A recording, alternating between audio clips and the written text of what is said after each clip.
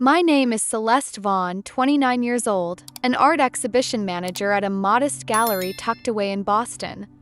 My life used to be quiet, shaped by brushstrokes, distant dreams, and a home I thought would always protect me. But everything changed on one stormy night. My father, Henry Vaughn, shouted, "Get out!" and hurled my belongings into the rain-soaked yard. I slept in my car that night, the thunder outside echoing the ache inside me. I cried until there was nothing left. I had no idea that just 24 hours later, I would be standing at the gates of a $45 million mansion in Palm Beach, Florida, turning the key to a new, surreal chapter of my life. This is the story of how I lost my family, found myself, and uncovered a secret that would change everything I thought I knew. If you're still listening, we want to sincerely thank you for spending your time with us. Truly means a lot. We'd love to know, where in the world are you watching from? Drop your country in the comments and let's see how far this message has reached. If you haven't subscribed to the channel yet, I highly recommend doing it now so you won't miss any of our upcoming stories. These aren't just ordinary stories, they're filled with meaningful life lessons that can inspire, teach, and stay with you long after the video ends. Hit that subscribe button and join our growing community. Part 1: Rain and Betrayal. I grew up in a quiet, middle-class suburb of Boston, in a modest red brick house that always felt warm, even in winter. My father, Henry Vaughn, now 62, was the chief financial officer at Commonwealth Bank. A man of rigid principles, he believed deeply in structure, routine, and the kind of stability that could be measured on spreadsheets. My mother, Clara, on the other hand, was a gentle soul. A high school art teacher, she was the light in our home. She encouraged me to paint, to dream, and to see beauty in the everyday. But everything changed when I was 16. My mother passed away after a long battle with breast cancer, leaving behind a silence that no one could fill. After that, my father changed. Not outwardly, we still ate dinner at 6. He still ironed his shirts on Sundays, but something in him hardened. As though if he could just control enough, he could stop the world from taking anything else away from him. My older brother, Ethan, now 34, seemed to inherit that practicality. He became a financial advisor in New York City, sharp, polished, always calculating. He called home once a week, sent expensive wine and designer ties for birthdays, and was the pride of my father's eyes. And me? I fell in love with art, with history, with losing myself in dusty museum corridors where time stood still. I studied art history at Boston University, and after graduating, I joined Harper Gallery, a small but soulful art space near Beacon Hill. Pay barely covered groceries, but each day I spent surrounded by canvases and stories felt like a life worth living. My father never understood that. He'd often remind me, "Practical careers pay the bills, Celeste. Passion leads to poverty." It didn't matter how much I loved what I did. In his eyes, it was all frivolous. A luxury I couldn't afford. To save money, I stayed in the old house with him. I thought maybe in time, he'd come to see the value of the life I was building. But then came Diana Harper. She was 50, elegant, and always immaculately put together, with sleek blonde hair and a presence that demanded attention. She entered our lives at a corporate event, my father's, not mine.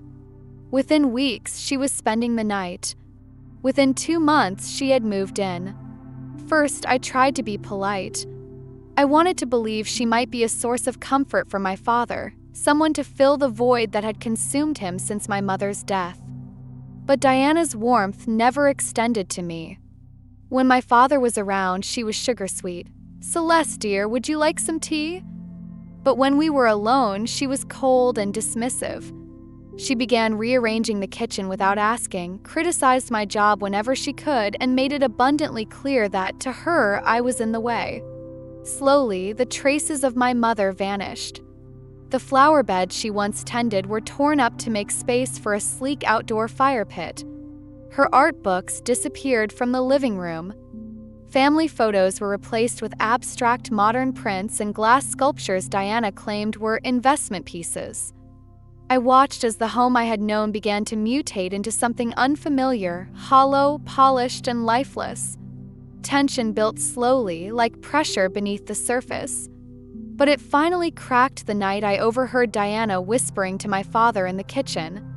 I was halfway down the stairs when I heard her say, "Celeste is almost 30 and still living here. She doesn't contribute. That gallery job is a hobby, not a career." I froze. Then my father's voice followed, low and uncertain but agreeing. "Maybe you're right, maybe it's time she stood on her own." The words hit harder than I expected. It wasn't just Diana. My father, the man who once held my hand at my mother's funeral, who taught me how to ride a bike, who packed my lunch in silence for a year after her death, was taking her side.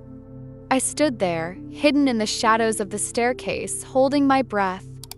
And for the first time in my adult life, I felt completely alone in my own home. In that moment, something in me began to shift. I couldn't explain it yet, but I knew Diana wasn't just a new partner. She had an agenda. And I had a sinking feeling this wasn't just about control over the kitchen or judgment over my job. Something deeper was happening. And I wasn't safe in this house anymore. Part 2, The Secret Uncovered. Everything truly fell apart the day I caught Diana rifling through my room. I had come home early from work with a pounding headache, only to find her standing at my desk, the drawer half open, my mother's pearl necklace dangling in her hand. I froze in the doorway, my stomach knotting. That necklace was one of the few things I had left of my mother, delicate, classic, full of meaning. "What are you doing?" I demanded, my voice shaking with disbelief. Diana didn't even flinch. She turned slowly, expression calm, almost smug.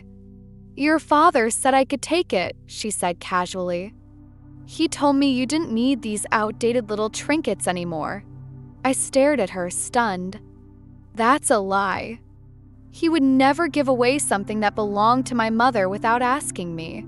She didn't answer. She didn't need to. The truth was in her eyes, the kind of cold confidence that told me she didn't care what I thought because she believed no one would believe me anyway. Panicked and unsure, I called Ethan. If anyone could talk some sense into Dad, it was him. Maybe he'd listen to Ethan, the golden child, the successful one. But when I told him what happened, his voice was weary, detached. "Celeste, maybe you're overreacting," he said. "If she makes Dad happy, maybe try to see it from his side." The words hit harder than I expected. It wasn't just that he didn't believe me, it was that he didn't even try to. My throat closed up. That night, I lay awake in the dark, staring at the ceiling, feeling the weight of being completely alone. Like I was already halfway gone from the home I had grown up in. Then came the letter. It arrived in a plain white envelope from a law firm I'd never heard of, Marshall & Sons in Palm Beach, Florida. I almost tossed it, assuming it was junk. But with the tension at home reaching unbearable levels, I opened it a few days later, half out of boredom, half desperation. And what I read changed everything. The letter stated that I was the sole beneficiary of an estate left by James Marshall, my great-uncle, a man I barely remembered, someone my mother had once mentioned in passing.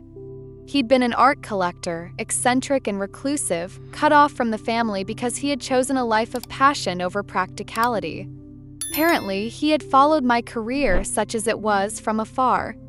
He had left me everything.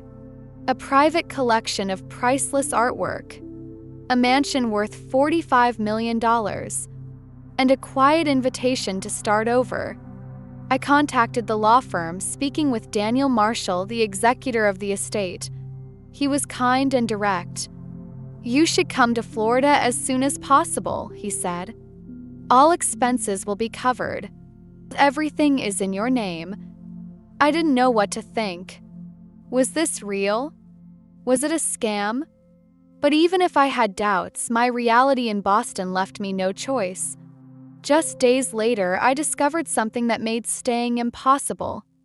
I was reviewing bank documents my father had carelessly left on the dining table when I saw it. $150,000 had been transferred from his personal account to an account under Diana's name.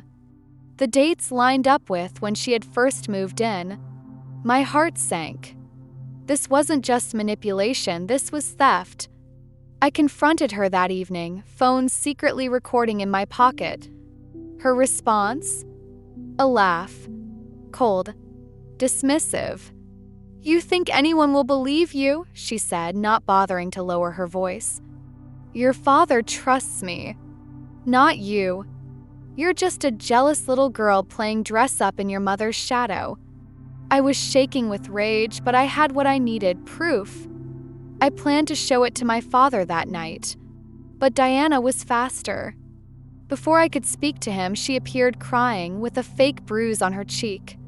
She told him I had attacked her, that I was unstable, dangerous, that she no longer felt safe with me in the house. I came downstairs just in time to hear her finishing her performance. My father looked at me, eyes red with fury, jaw tight. For a moment, I thought I could explain. But then he roared, "Get out of my house!" The rain had started again. I stood frozen in the hallway as he grabbed my bags and hurled them into the front yard, one by one, like I was nothing. Diana stood behind him, arms crossed, victorious. I tried to grab the last piece of my mother I had left, her jewelry box, but he stepped in front of me, blocking the way. "You are no longer family," he said coldly. I didn't cry. Not right away. I just stood there, soaked, stunned, as thunder cracked overhead and the only home I'd ever known disappeared behind a slammed door. Part 3: The Mansion and a New Beginning. I slept in my car that night, parked behind the gallery. My clothes were damp, my eyes swollen, my body curled against the cold leather seat. I cried until my chest ached and my breath turned shallow. The silence was unbearable, an echo of everything I had lost. Dawn, a knock on the window startled me. It was Evelyn Harper, the owner of the gallery where I worked. Her eyes widened at the sight of me, disheveled, defeated. She didn't ask many questions. Instead, she called Sophie my closest friend. Sophie rushed over, wrapped me in a coat, and took me home to her apartment. She didn't press for details. She simply made me tea, handed me a blanket, and stayed close. That night, curled up on her couch, I pulled out the letter from Florida again. I read every word as if for the first time, slowly, deliberately, letting it sink in. Then I picked up the phone and called the number listed.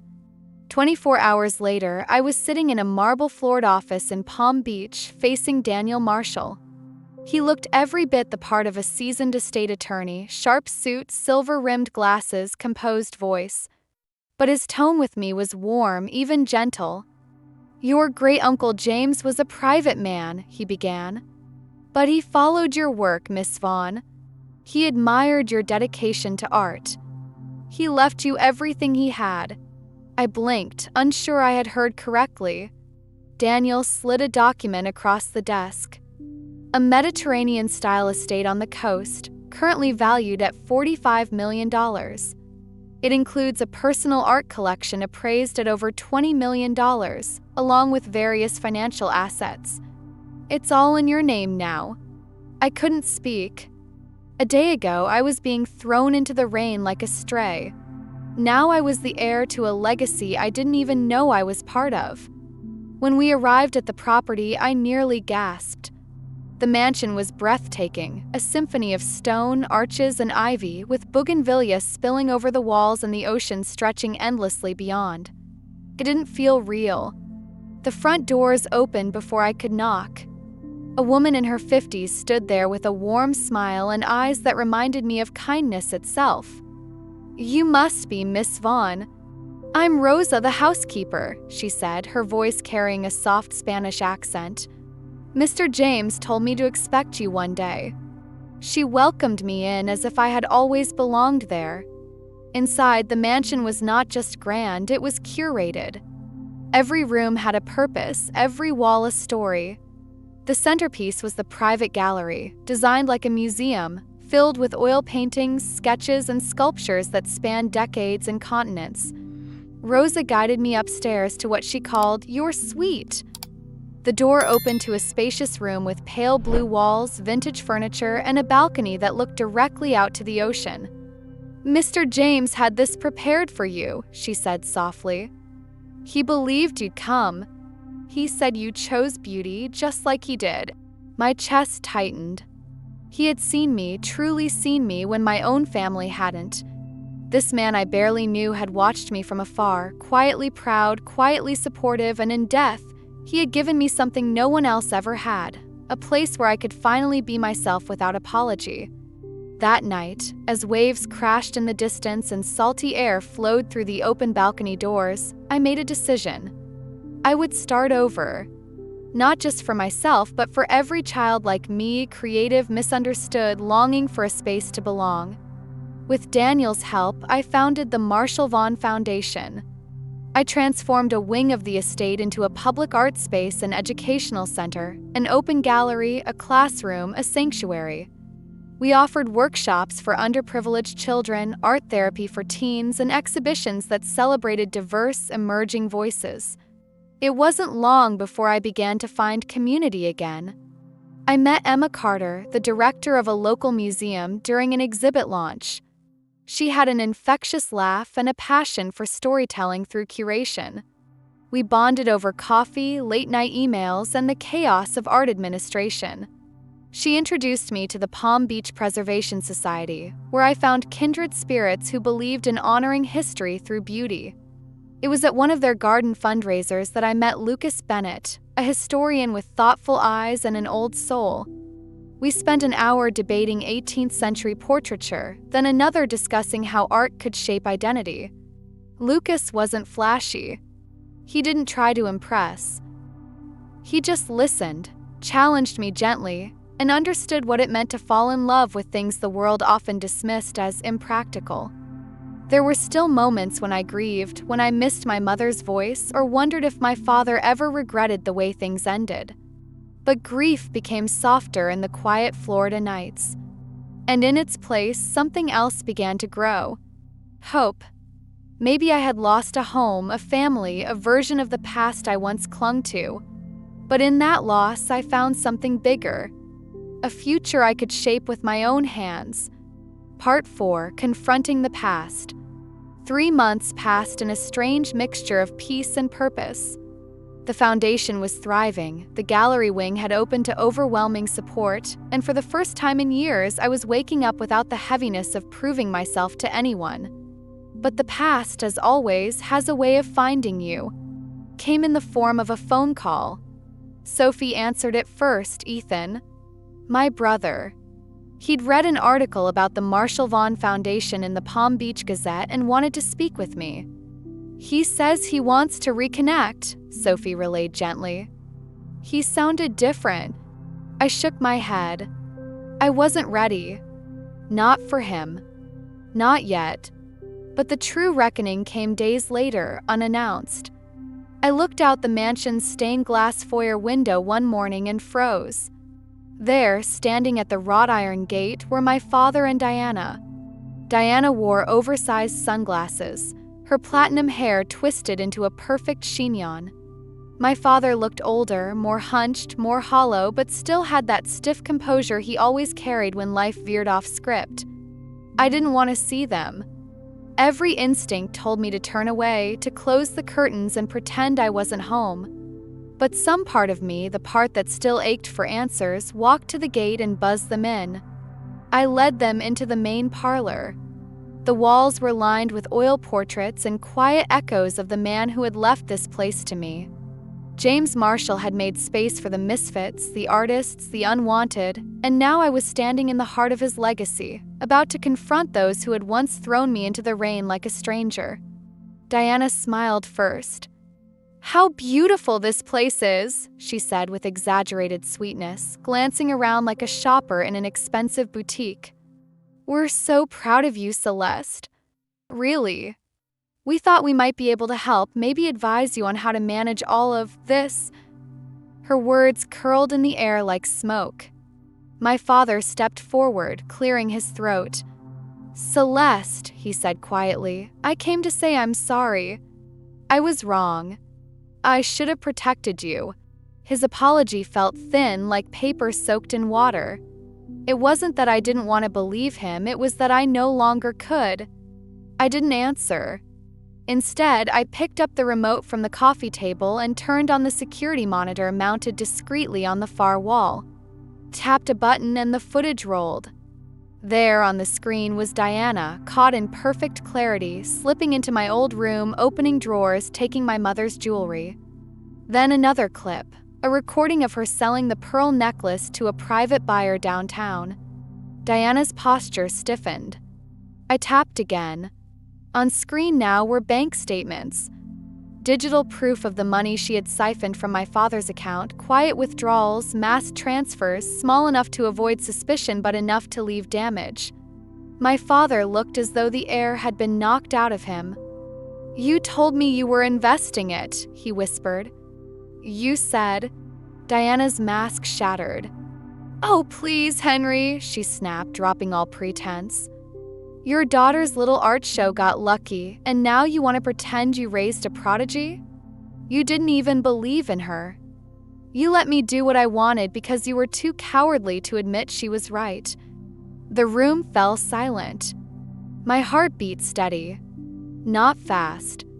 Not scared. Just steady. I stood, walked to the door, and pressed the intercom. "Rosa," I said calmly, "please send security." 2 guards entered the room, their posture formal but firm. "Please escort Ms. Diana Winters off the property. She's not welcome here again." Diana gaped at me. "You'll regret this," she hissed.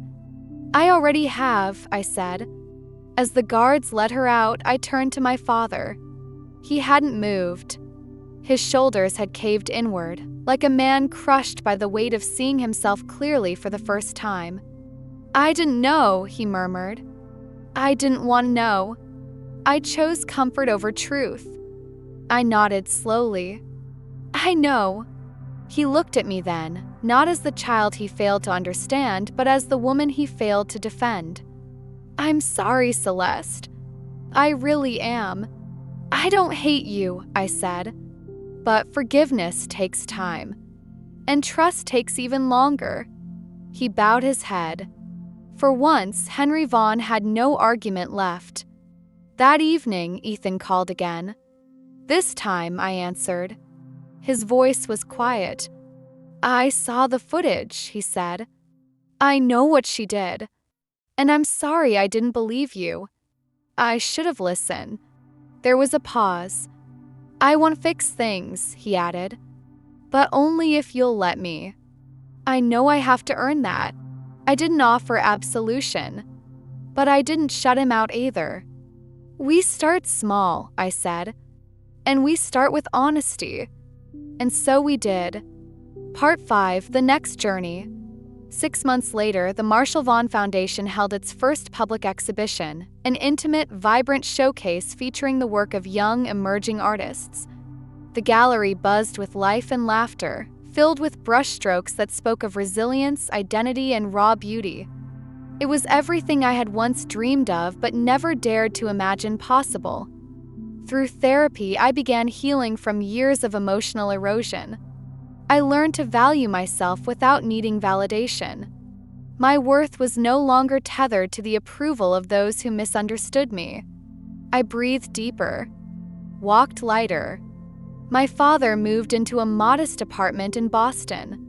He had begun therapy too, grappling with grief he had buried since my mother's passing. For the first time in years, he seemed human to me. Flawed, vulnerable, trying. It wasn't a perfect reconciliation, but it was a beginning. And beginnings mattered. Ethan became an unexpected ally. He offered to help with the foundation's financial planning and came down to Florida regularly. We laughed again, hesitantly at first, then with ease. Slowly, we rebuilt not just trust, but a true sense of family. As for Diana, justice had its say. She was sentenced to probation and ordered to repay what she had stolen. Her chapter in our lives closed, not with fury, but with clarity. And then there was Lucas. We moved gently through each other's lives, like sunlight through stained glass, warm, illuminating, never overwhelming. He respected my independence, admired my passion, and reminded me that love wasn't about fixing or saving, but simply standing beside someone while they grew. One quiet morning, a package arrived from Boston. Inside was a letter from my father, and tucked carefully within it was a faded photograph of me at 18, standing in front of the Museum of Fine Arts in Boston, eyes bright, sketchbook clutched tightly against my chest. Alongside it, a folded note in delicate handwriting. It was from my mother. She had written it to Uncle James years ago. "Celeste is like you, James. She sees beauty where others see inconvenience. She doesn't fit into molds, and I hope she never does." Cried when I read it. Not because I was sad, but because it felt like being seen, truly seen, for the first time by the woman who had loved me most. I framed the letter and hung it in the foundation's main office, just above the door where sunlight hits it every morning. A quiet reminder that the past and future don't have to fight, they can coexist. They can heal each other. And I was no longer surviving. I was finally living. Lessons I carry and a message for you. My journey didn't unfold the way I had imagined. I didn't expect to be betrayed by my own blood, thrown into a storm, or find a new life in a mansion left behind by a man I barely knew. But sometimes life breaks us to rebuild us, and in that breaking I found clarity. Here are 5 lessons I've learned, carved into me not through textbooks or advice, but through experience, pain, and healing. 1. Trust your intuition always. There is a small, quiet voice inside each of us that whispers when something isn't right. I heard that voice the first time Diana looked at me with empty sweetness. But I ignored it. I told myself I was overreacting. I wasn't. That voice is your early warning system. It sees what your heart isn't ready to admit. Trust it. Investigate. Questions. Your safety and peace are worth protecting. 2. Family is not just who you're born to, it's who shows up. Sophie opened her home when mine shut me out. Evelyn brought me back from the edge without asking for an explanation. And Uncle James, though distant in blood, saw me when my own father didn't. These people, who love without condition, who stand beside you when things fall apart, are the true definition of family. You are allowed to choose your people. 3. Pain is not the end, it's a door. The night I was cast out into the rain, I thought I'd hit rock bottom. I thought everything was over. But looking back, I see now it was the start. Pain opens things inside us, demands change, clears the way for transformation. If you're in a season of loss or betrayal, don't give up. What feels like an ending might be your beginning. For your worth is not a prize to be earned, it's your birthright. For years, I lived trying to prove I was worthy of love, of approval, of a place in my father's heart. I tied my value to his opinion, to my job title, to my ability to please. But true worth isn't transactional. It doesn't rise and fall with others' validation. It lives within you. You are enough, not because of what you do, but simply because you are. 5. Build something that outlives the pain. When I inherited the estate, I could have hidden from the world. Instead, I chose to build something lasting. The Marshall Vaughn Foundation isn't just about art, it's about giving young people a place to belong, a space to express, and the message that their voices matter. If you have anything, time, space, compassion, use it to create light for others. That's how you turn wounds into legacy. My story is still unfolding. Some days I still feel the echoes of grief, of anger, of longing. But I no longer carry them alone. I found community, purpose, and love not just with others, but with myself. And now I want to hear from you. Have you ever felt unseen? Have you been broken down by the very people who were supposed to lift you up? What did you learn? What are you still learning? Share your thoughts in the comments. I read everyone. Your voice might be the light someone else needs. If this story touched you, helped you, or reminded you of your own quiet strength, please take a moment to like, share, and subscribe. Your support means more than you know. Let's keep building this community together, a space for healing, honesty, and human resilience. Thank you for walking this road with me.